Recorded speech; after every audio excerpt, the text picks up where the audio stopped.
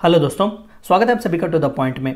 अगर आपने news follow किया हुआ हो तो रिसेंटली सुप्रीम कोर्ट ने एक बहुत ही इंपॉर्टेंट जजमेंट दिया था कि क्या एससी और एसटी कैटेगरीज का सब क्लासिफिकेशंस किया जा सकता है, कि अगर किया जा सकता है तो उसे क्या कॉन्स्टिट्यूशनल माना जाएगा या अनकॉन्स्टिट्यूशनल माना जाएगा। आखिरकार एससी एसटी से रिलेटेड जो क्लासिफिकेशंस होते हैं रिजर्वेशंस के, उसका प्रावधान हमारे कॉन्स्टिट्यूशन और हमारे भारत सरकार में किस प्रकार का है, हम उन सभी चीज़ों के बारे में इस वीडियो में बात करेंगे। सबसे पहली चीज अंडरस्टैंडिंग द डिस्प्यूट। आइए जानते हैं कि दरअसल डिस्प्यूट है क्या। As part of positive discrimination, the Indian Constitution provides for reservation of backward and deprived communities, that is right to equality, fundamental rights। देखिए, आप सभी तो जानते हैं कि फंडामेंटल राइट्स में 6 अलग अलग क्लासिफिकेशंस हैं फंडामेंटल राइट्स के, और सबसे पहला और सबसे इंपॉर्टेंट है राइट टू इक्वालिटी।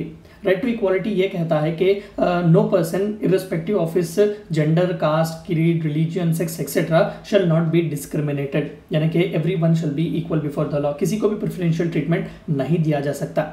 लेकिन as far as Indian case, Indian scenario is concern, कई ऐसे कम्युनिटीज़ हैं, सेक्शंस हैं जो बहुत ही बैकवर्ड हैं, जो बहुत ही डिप्राइव्ड हैं, तो उनके लिए जो है डेवलपमेंट लाने के लिए, उनके लिए अपलिफ्टमेंट करने के लिए, उनके वेलफेयर के लिए सरकार जो है वो पॉजिटिव डिस्क्रिमिनेशन का एस्पेक्ट लाती है, यानी कि प्रेफरेंशियल ट्रीटमेंट लाती है, ताकि उस सेक्शन ऑफ कम्युनिटी को या फिर उस कम्युनिटी को जो है वो डेवलप किया जाए, उनका वेलफेयर किया जाए। इसी के तहत हम रिजर्वेशंस का एक कॉन्सेप्ट देखते हैं जहाँ पर एससी, एसटी, ओबीसी जैसे बैकवर्ड कम्युनिटीज़ को रिजर्वेशन दी जाती है। तो इसे फंडामेंटल राइट्स के खिलाफ नहीं माना जाएगा, इसे अनकॉन्स्टिट्यूशनल नहीं माना जाएगा, क्योंकि ये पॉजिटिव डिस्क्रिमिनेशन जो है वो अपलिफ्ट करने के लिए है डाउन ट्रॉडन पीपल का।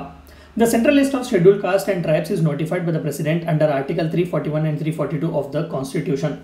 पूरे देश भर में एक यूनिफॉर्म लिस्ट निकाली जाती है कि कौन से कैटेगरीज या फिर कौन से सेक्शन या फिर कौन से कम्युनिटीज को एससीज माना जाएगा और एसटीज माना जाएगा। तो ये प्रेसिडेंशियल लिस्ट होती है जो प्रेसिडेंट जारी करते हैं, नोटिफाई करते हैं। ये ज्यादातर सेंट्रल गवर्नमेंट के अप्रूवल के बाद ही होता है, जो आर्टिकल 341 और 342 जो रेस्पेक्टिवली कैटेगरी ऑफ एससी और एसटी से डील करते हैं।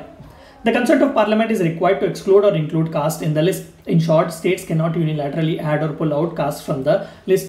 जाहिर सी बात है कि सेंट्रल लिस्ट जो आती है वो सेंटर यानी कि पार्लियामेंट अप्रूव करती है, लेकिन उसे सजेशंस जो है वो स्टेट से आते हैं। यानी कि फलान स्टेट में मान लेते हैं कि आंध्र प्रदेश है, तो आंध्र प्रदेश स्टेट में कौन से कैटेगरीज को या फिर कम्युनिटीज को शेड्यूल्ड कास्ट माना जाएगा, शेड्यूल्ड ट्राइब्स माना जाएगा। इनके नोटिफिकेशन से जो है या फिर इनके सजेशन से जो है सेंटर जो है उस सेंट्रल लिस्ट में, एससी के सेंट्रल लिस्ट में या फिर एसटी के सेंट्रल लिस्ट में उस कम्युनिटी को ऐड करती है। लेकिन स्टेट्स को ये हक यूनिलैटरली नहीं दिया गया कि वो एससी या फिर एसटी के इन लिस्ट से टैंपरिंग करें, या फिर जब चाहे वो किसी एससी के लिस्ट में किसी एडिशनल कम्युनिटी को ऐड करें, या फिर किसी एसटी कम्युनिटी को जो है उस एसटी लिस्ट से जो है वो एक्सक्लूड नहीं कर सकते। तो ये मोनोपोली जो है वो सेंटर के हाथ में दी गई है। तो ये सबसे अहम डिस्प्यूट है। Earlier judgement. तो आइए जानते हैं कि सुप्रीम कोर्ट का अर्लियर जजमेंट क्या था। Supreme court had in its earlier judgement delivered in the E V Chinnaiah versus the state of Andhra Pradesh case of 2005 held that it was unconstitutional for state legislatures to create sub categories of एससीज and STs. देखिए, जब हम SC की list कहते हैं या फिर ST की लिस्ट कहते हैं तो वो पूरी कंट्री में यूनिफॉर्म होता है, लेकिन चंद अलग अलग स्टेट्स में अलग अलग कम्युनिटीज़ के जो इकोनॉमिक बैकग्राउंड है या फिर उनका जो सोशल बैकग्राउंड है वो अच्छा हो सकता है। मान लेते हैं कि एक कम्युनिटी जो आंध्र प्रदेश में एससी की तरह कैटेगराइज की जाती है, वही एससी की कम्युनिटी तेलंगाना में शायद इकोनॉमिकली स्ट्रांग हो सकती है। तो क्या स्टेट्स के पास, स्टेट लेजिस्लेचर्स के पास ये हक नहीं है कि वो इन्हें सब क्लासीफाई कर सके, ताकि इस फला कम्युनिटी को जो है ज़्यादा प्रेफरेंस दे सके एक स्टेट में जो कि अलग स्टेट में एक अच्छा इकोनॉमिक पोजीशन रखती है। तो इसी तरीके से एससी और एसटी के सब क्लासिफिकेशंस की बात की जा रही थी। तो सुप्रीम कोर्ट ने 2005 में कहा कि सिर्फ एक ही प्रेसिडेंशियल लिस्ट होगी जो कि यूनिफॉर्म एससी और एसटी से डील करेगी। स्टेट्स जो है विद इन दिस क्लासिफिकेशन आप सब क्लासीफाई नहीं कर सकते। प्रेफरेंशियल ट्रीटमेंट में फिर से आप प्रेफरेंशियल ट्रीटमेंट नहीं दे सकते, ये अनकॉन्स्टिट्यूशनल माना जाएगा। तो ये 2005 में ये जजमेंट दिया गया था। रिसेंट इशू, तो फिर से क्यों उठाया जा रहा है। देखिए, supreme court was examining a batch of appeals against a Punjab and Haryana high court verdict which while holding the provision to be unconstitutional has struck down the section 4 subsection 5 of the Punjab scheduled caste and backward class reservation in services act of 2006। देखिए, मामला दरअसल कुछ इस तरीके से था। देखिए, this section of law has created a preference in favour of Valmiki and मजहबी Sikhs from the 50% quota already reserved for SC communities in the case of direct recruitments। तो पंजाब में ऑलरेडी 50% जो है वो एससीज के लिए कोटा दिया गया है, रिजर्वेशन दिया गया है कि डायरेक्ट रिक्रूटमेंट में 50% जो है वो एससीज को दिया जाएगा।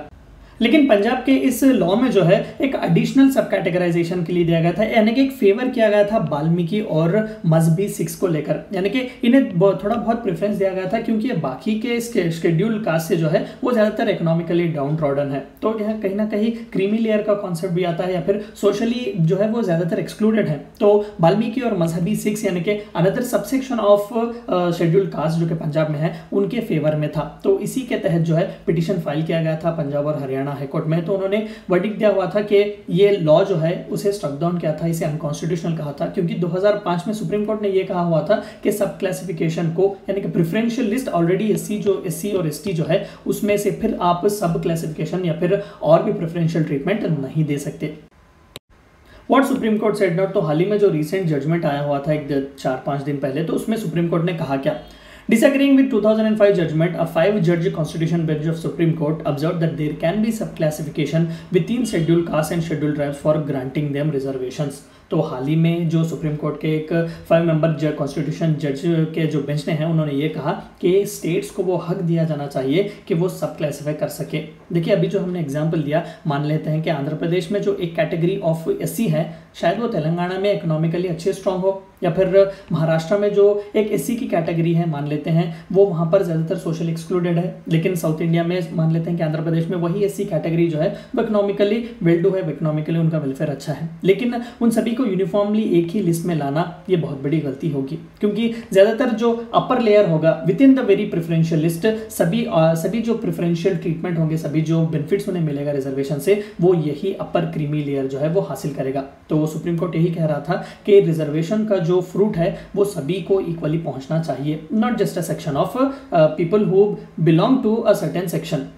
The bench headed by Justice Arun Mishra opined that since state governments have power to make reservations, they also have the power to make further subclassification in the reservation list.